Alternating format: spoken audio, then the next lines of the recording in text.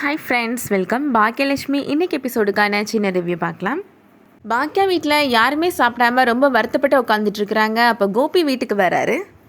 என்னம்மா நேற்று நைட்டு கால் பண்ணியிருந்தீங்க, இப்போ என்னாச்சு, பாக்கியா வந்துட்டாளா அப்படின்னு ரொம்ப பொறுமையாக கேட்குறாரு.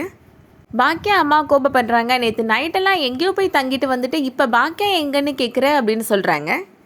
நேற்று பாக்கியாவை அரெஸ்ட் பண்ணி கூட்டிகிட்டு போனாங்க. எழில் ஒரு பக்கம், செலின்னு ஒரு பக்கம், என்ன பண்ணுறதுனே தெரியாமல் சுற்றிட்டு இருந்தாங்க அப்படின்னு சொல்கிறாங்க.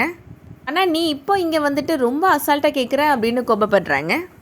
கோபி அப்பாவுக்கு ரொம்ப கோபம் வந்துடுது. இப்போ எழுந்து வந்து கோபியை பலார்னு கன்னத்துலேயே அரைஞ்சிட்றாரு. எல்லாரும் சேர்ந்து கோபி அப்பாவை தடுத்துடுறாங்க. கோபப்படாதீங்க தாத்தா, நீங்கள் இவ்வளோ கோபப்பட்டு டென்ஷன் ஆனீங்கன்னா பிபி ரைஸ் ஆகிடும் அப்படின்னு ஜெனி சொல்கிறாங்க.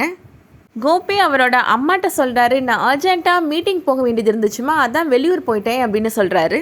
நீங்கள் ஃபோன் பண்ண உடனே இப்போ கார் எடுத்துகிட்டு வந்துட்டேம்மா அப்படின்னு சொல்கிறாரு. இப்போ அங்கே பாக்கியா வராங்க. பாக்கியா பார்த்த உடனே எல்லாருமே ரொம்ப சந்தோஷப்படுறாங்க. இனியா வேகமாக பாக்கியாவை கட்டிப்பிடிச்சி அழுறாங்க. எனக்கு ஒன்றும் இல்லைம்மா, நான் தான் வந்துட்டேன்ல அப்படின்னு பாக்கியா சொல்கிறாங்க. பாக்கியா அவங்களோட மாமனார்கிட்ட சொல்கிறாங்க, உங்களுக்கு உடம்பு சரியில்லாத நேரத்தில் நான் வேறு உங்களை கஷ்டப்படுத்திட்டேன்ல மாமா அப்படின்னு சொல்லிட்டு அழுறாங்க. செல்வி பாக்கியாட்ட சொல்கிறாங்க, நான் இங்கே ஒருத்தி இருக்கிறேன், அது உன் கண்ணுக்கு தெரியுதாக்கா, உன் குடும்பத்தில் இருக்க எல்லார்ட்டையும் போய் பேசுகிறேன், என்னைய வந்து பார்த்தியாக்கா அப்படின்னு கேட்குறாங்க. நான் நேற்றுலேருந்து வீட்டுக்கே போகலை தெரியுமா, நான் இங்கே தான் இருக்கிறேன்க்கா அப்படின்னு சொல்கிறாங்க. நீ குடும்பத்தில் இருக்க எல்லாருக்கும் ஆறுதலாக இங்கே தான் இருப்பேன்னு எனக்கு தெரியும் செல்வி அப்படின்னு பாக்கியா சொல்கிறாங்க. கோபி அம்மா சொல்கிறாங்க, பாக்கியாவுக்கு ஆரத்தி கரைச்சி எடுத்துகிட்டு வாமா அப்படின்னு சொல்கிறாங்க. இப்போ ஆரத்தி எடுக்கிறாங்க பாக்கியாவுக்கு. கோபி அம்மா பாக்கியாட்ட சொல்கிறாங்க, அந்த பேப்பரை தூக்கி போடு பாக்கியா, அதான் உன் மேலே எந்த தப்பும் இல்லைன்னு சொல்லிட்டாங்களே, அப்புறம் எதுக்கு இந்த பேப்பரை படிச்சுட்ருக்குற அப்படின்னு சொல்கிறாங்க. கோபி சாப்பிட்டுட்டு போயிட்டானா அப்படின்னு கேட்குறாங்க. இல்லைத்த, இனிமே தான் வருவார் அப்படின்னு சொல்கிறாங்க பாக்கியா. செல்வி சொல்கிறாங்க, சார் மேலே ஐயாவுக்கு ரொம்ப கோபம், உன் கூட இந்த நேரத்தில் இல்லாததை நினச்சி ரொம்ப கோபப்பட்டார், சாரை அடி வெளுத்துட்டாரு அப்படின்னு சொல்கிறாங்க. என்ன மாமா இப்படி பண்ணிட்டீங்க அப்படின்னு பாக்கியா கேட்குறாங்க. கோபியோட அம்மாவும் கோபியோட அப்பாட்ட சொல்கிறாங்க, நீங்கள் பண்ணது ரொம்ப பெரிய தப்புங்க, அவனை சின்ன பையனா, எல்லார் முன்னாடியும் அவனை இந்த அடி அடிக்கிறீங்க அப்படின்னு சொல்கிறாங்க. வர உங்களுக்கு கோபம் ரொம்ப தான் வருது அப்படின்னு சொல்கிறாங்க. கோபி இப்போது சாப்பிட வராரு. அப்போ கோபி அம்மா சொல்கிறாங்க, நீ வர சொல்லாமல் கொள்ளாமல் வெளியூர் கிளம்பி போயிடுற கோபி.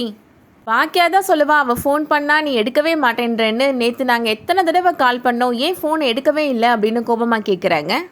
இல்லைம்மா, மீட்டிங் நடந்துட்டு இருந்துச்சு, ஃபோனை சைலண்ட்டில் போட்டுட்டேம்மா அப்படின்னு கோபி சொல்கிறாரு. இருந்தாலும் அவ்வளோ நேரம் நாங்கள் ஃபோன் பண்ணிகிட்டே இருக்கிறோம், ஃபோனை நீ ஒரு தடவை கூட பார்க்கவே இல்லையா அப்படின்னு கேட்குறாங்க கோபியோட அம்மா. சத்தியமா நான் பார்க்கலம்மா, அதான் நைட்டு நீங்கள் சொன்ன உடனே நான் கிளம்பி வந்துட்டேன்லம்மா, இந்த மாதிரிலாம் நடக்கும்னு எனக்கு எப்படிமா தெரியும் அப்படின்னு சொல்கிறாரு கோபி. கோபி இப்போ பாக்கியாட்ட சொல்கிறாரு, இதெல்லாம் உனக்கு தேவையா பாக்கியா, இந்த சமையல் வேலைலாம் உனக்கு தேவையா, அதனால தானே இவ்வளோ பிரச்சனையும் வந்துச்சு அப்படின்னு சொல்கிறாரு.